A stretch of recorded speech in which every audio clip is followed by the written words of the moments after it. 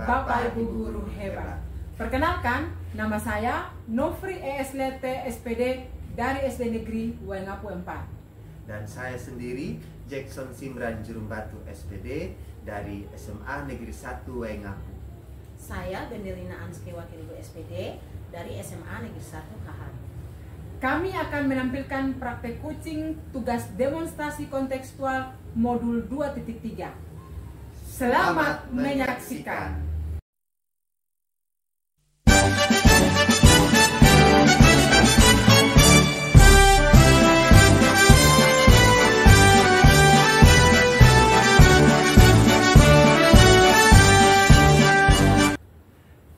Selamat siang Ibu Nov. Hari ini izin melaksanakan coaching ya Bu.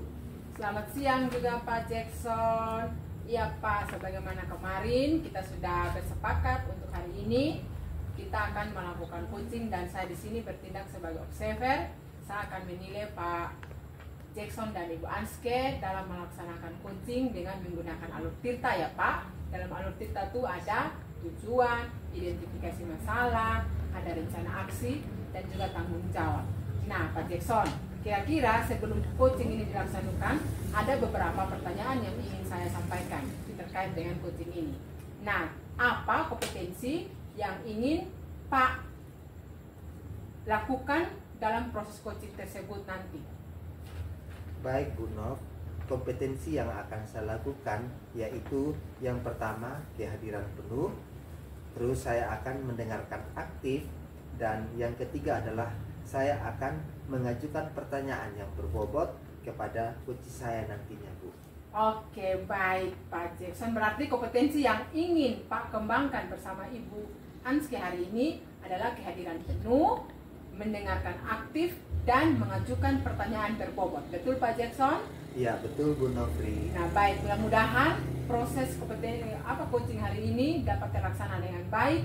Dan kira-kira dalam ketiga kompetensi yang dikembangkan ini, mana yang lebih spesifik yang akan dilakukan oleh Pak sebentar?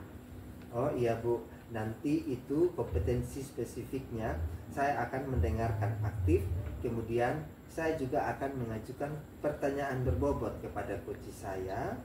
Yang kedua, kompetensi itu cenderung lebih spesifik buat saya. Baik Pak Jackson, berarti ada dua kompetensi yang spesifik yang akan Pak lakukan, yaitu pertama mendengarkan secara aktif, dan juga yang kedua mengajukan pertanyaan secara berbobot. Betul Pak Jackson? Iya benar Bu Novi. Oke baik, selanjutnya boleh saya bertanya untuk pertanyaan yang ketiga? Boleh Bu. Oke baik, terima kasih Pak Jackson. Pertanyaan saya ini adalah, dalam proses coaching itu indikator apa yang akan dilakukan atau pencapaian tujuan pengembangan yang ingin dicapai dalam proses coaching hari ini bersama Ibu Anske? Baik Bu, indikatornya saya sebagai coach ingin coach saya mendapatkan solusi dan dapat menyelesaikan permasalahan-permasalahan melalui langkah-langkah yang disampaikan oleh coach saya Bu. Baik, luar biasa sekali. Jadi indikator pencapaiannya adalah supaya coaching di sini nantinya bisa menemukan solusi atas permasalahan yang dihadapi. Begitu ya Pak Jackson? Iya Bu Nov.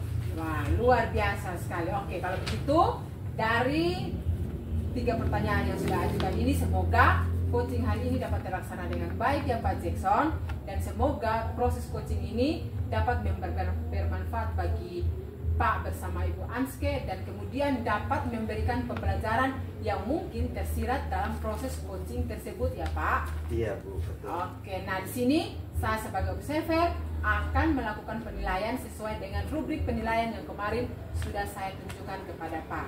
Bagaimana? Iya Bu Nov. Oke baik Pak, kalau bisa sekarang kita mulai proses coachingnya dengan Ibu Anske. Semoga berjalan dengan lancar ya Pak.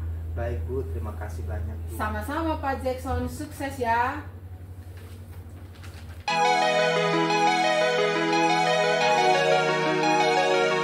Selamat siang Bu Anske. Selamat siang Pak Jack. Ya, senang sekali hari ini bisa bertemu dengan Bu Anske. Bagaimana kabarnya Ibu sehari ini? Nah, kabarnya baik-baik saja Pak Jack, puji Tuhan. Kalau kabar Pak Jack sendiri bagaimana? Puji Tuhan, baik Bu. Pak Jack, saya punya sedikit masalah yang ingin saya diskusikan dengan Pak Jack. Apa Pak Jack punya waktu kok? Bisa Bu, kebetulan saya memiliki waktu sekitar 15 menit sebelum saya mengajar di kelas 10B. Apa nih yang mau Ibu ceritakan? Begini Pak Jack, sebagai wali kelas itu saya menemukan sedikit kendala dalam mendisiplinkan beberapa murid bimbingan saya dengan kesadaran mereka sendiri. Karena terkadang itu mereka hanya patuh ketika dipantau guru saja. Nah, hal ini sudah beberapa guru yang mengatakannya kepada saya.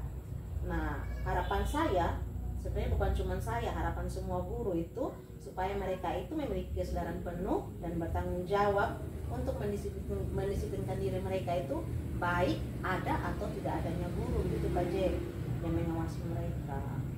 Oh iya, jadi permasalahan yang Ibu alami adalah bagaimana cara mendisiplinkan murid.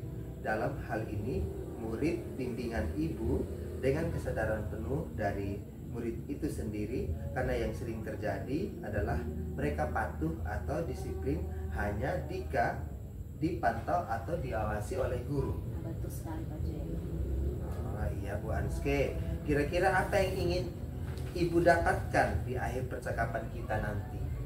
Saya berharap saya mampu dan dapat berupaya agar murid-murid bimbingan saya tersebut memiliki kesadaran penuh untuk mendisiplinkan diri mereka dimanapun mereka itu berada, sehingga nanti bisa menjadi contoh untuk murid-murid lainnya.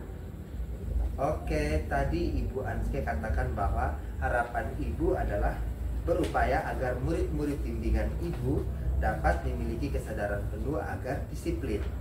Nah, menurut Ibu, kira-kira apa alasan mereka tidak berkesadaran penuh untuk mendisiplinkan mereka sendiri?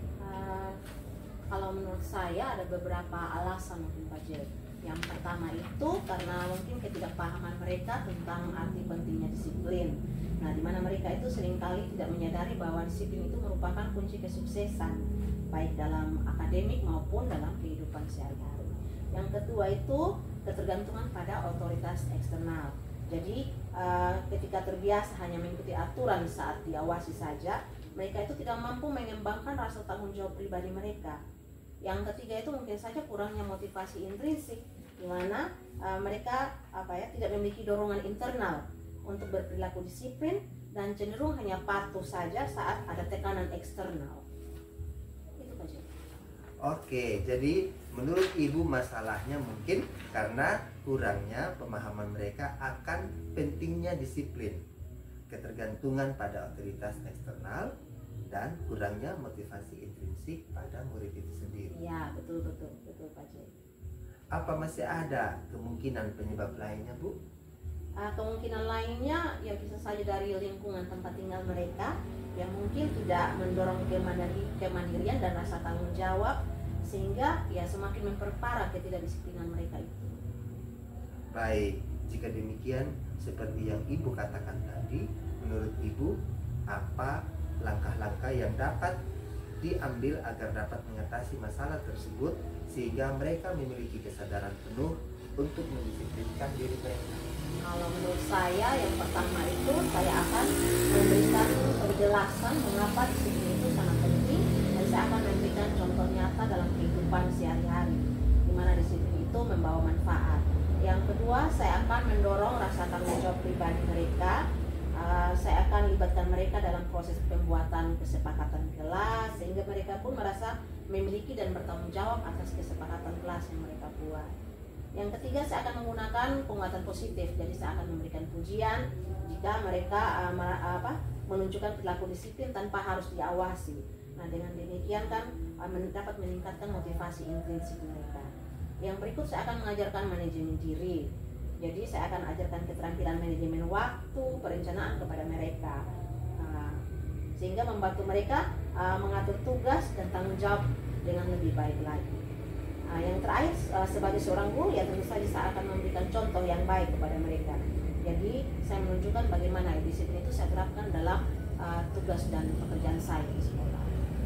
Wah, luar biasa idenya, Bu. Berarti menurut Ibu langkah-langkah ini akan sangat membantu ya? Ya, menurut saya akan sangat membantu dan pasti akan saya terapkan. Nah, dari langkah-langkah luar biasa yang Ibu sampaikan tadi, apa yang akan Ibu lakukan agar murid memiliki kesadaran penuh untuk mendisiplinkan diri mereka. Kedepannya itu saya akan melaksanakan sesi diskusi kelas yang mungkin saya akan lakukan tiap minggu pertama di setiap bulan itu tentang saya akan memberikan sosialisasi atau diskusi tentang pentingnya disiplin. Terus yang kedua saya akan membuat kesepakatan kelas bersama murid berisi harapan dan tanggung jawab yang akan mereka lakukan. Yang ketiga saya akan sharing tentang bagaimana cara memanajemen waktu. Ya, sebagai guru pasti kita harus memberikan teladan dan konsisten ketika mengelola waktu dalam melaksanakan tugas. Yang keempat itu saya akan mengadakan pertemuan evaluasi bulanan sehingga bisa menilai perkembangan disiplin siswa dan jika perlu akan melakukan penyesuaian. Bagus sekali, Bu. Nah, komitmen seperti apa yang akan dibuat terhadap rencananya, Bu? Saya akan melaksanakan semua aktivitas itu sesuai dengan jadwal yang telah dibuat, kemudian berkolaborasi dengan kepala sekolah, rekan guru dan juga staf. Terus secara rutin akan mengevaluasi keefektifan program yang sudah dilakukan supaya bisa mencapai hasil yang lebih baik lagi.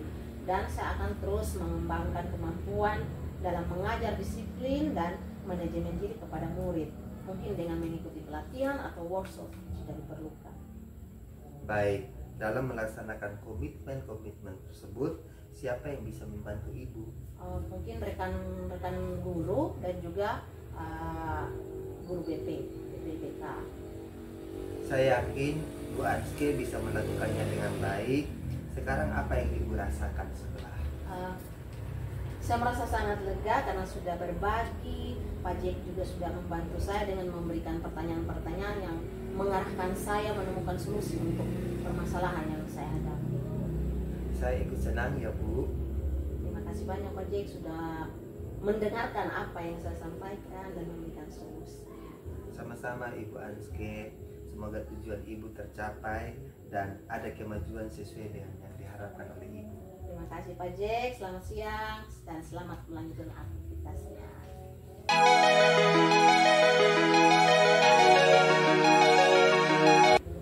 Baik, selamat siang Pak Jack dan Ibu Anske.